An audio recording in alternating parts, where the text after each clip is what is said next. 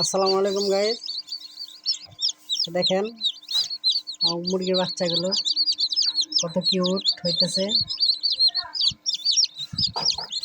দ্বিতীয়বারের মতো আশা করি 100% হ্যাচিং হবে। দেখেন প্রত্যেকটাই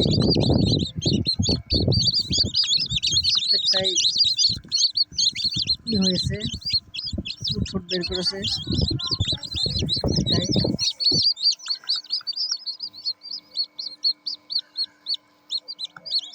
গলা হয়ে যাচ্ছে, এই যে একটা বের হতেছে।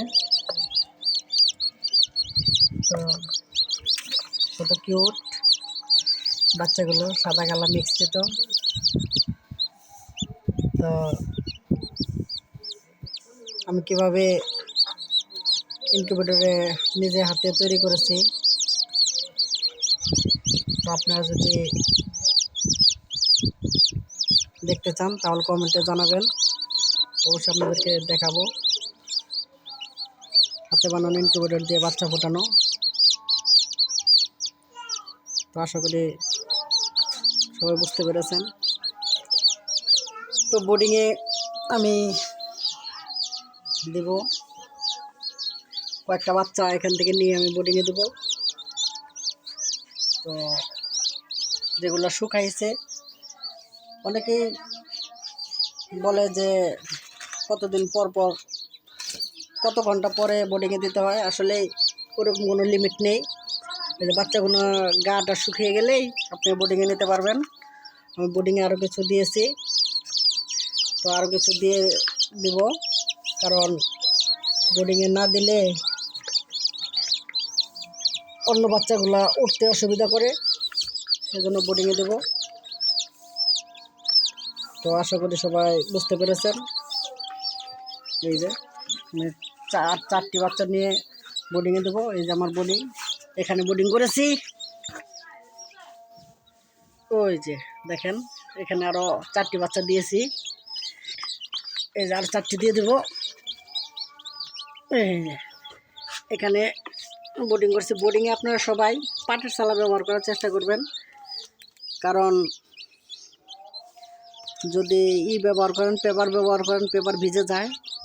ভিজে গেলে মুরগির অসুখ ছড়াতে পারে, ভাইরাস ছড়াতে পারে। সেজন্য সবাই পাটের চালা ব্যবহার করবেন। পাটের চালা ব্যবহার করা ভালো। আমি এখানে 100 ওয়াটের বাল্বটা ব্যবহার করেছি। তো এখানে ঢেকে দেব, কারণ ঢেকে না দিলে শরীরটা শুকাবে না ভালো করে। তো ঠিক আছে, বোর্ডিংয়ে আমি আসলে আগের বার যেভাবে বোর্ডিং করেছি ঠিক সেভাবে বোর্ডিং করবো। একটি বাচ্চাও মরে নাই। তো আমি এগুলো এখান থেকে সরিয়ে ফেলবো। সরিয়ে যে এখানে রেখেছি, এখানে রাখবো। এই যে এটি সরিয়ে ফেললে মুরগির চলাফেরা করতে সুবিধা হয়।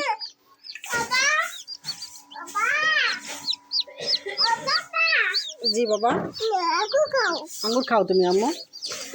এটা আমার মেয়ে আঙ্গুর খাইতেছে। দুদিন ধরে অসুখ, জ্বর।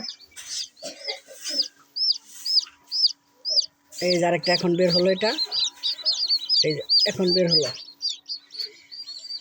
বের হওয়ার সাথে সাথে আপনারা এইগুলা খোসাগুলো সরিয়ে ফেলবেন, যাতে এরা চলাফেরা করতে কোনো অসুবিধা না হয়।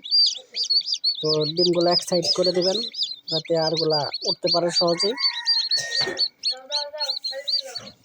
এই যে এগুলা বাল্বের কাছাকাছি দিবেন, যাতে শরীরটা শুকায়। বাল্বের কাছাকাছি দিতেছি আমি। এই ডিমগুলো এক সাইড করে দিই। এক সাইড করে দিলে হয় কি, ডিমগুলো উঠতে অসুবিধা হয় না। এই যেটা উঠে পড়বে, এটা কাছাকাছি হয়ে গেছে। এই দেখেন আর বাচ্চাগুলো কত সুন্দর হয়েছে। এই যে দেখেন, উঠে দেখাই আপনাদের।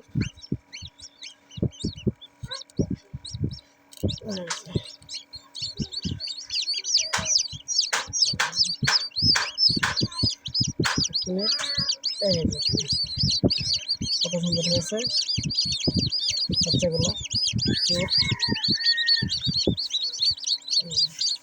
আসলে আমি নিজেই ক্যামেরাম্যান, নিজেই সব কিছু করি, তাই একটু আপনাদের দেখাতে অসুবিধা হচ্ছে।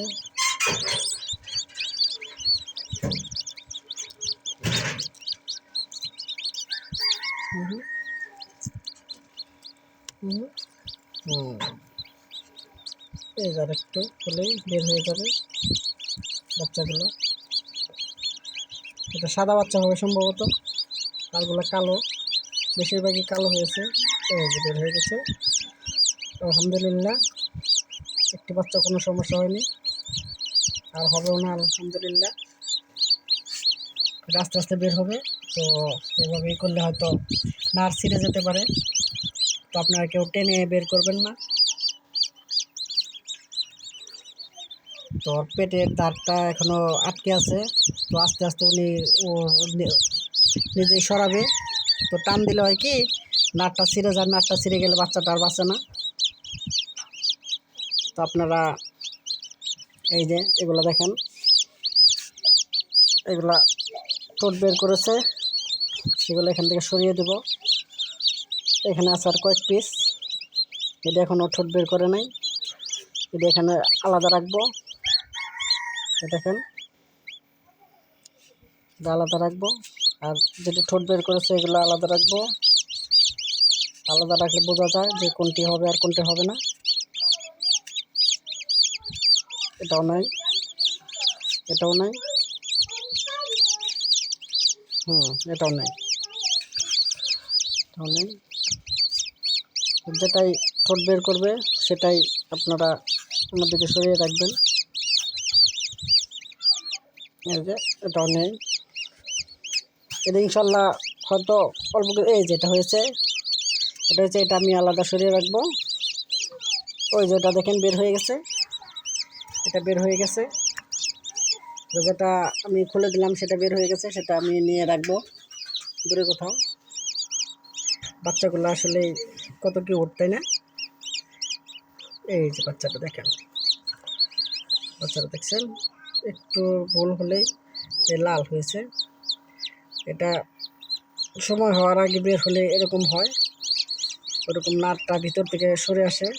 তো আপনারা কেউ টান দিয়ে বের করবেন না, এভাবে বের করলে বাচ্চাটা মরে যাওয়ার সম্ভাবনা থাকে।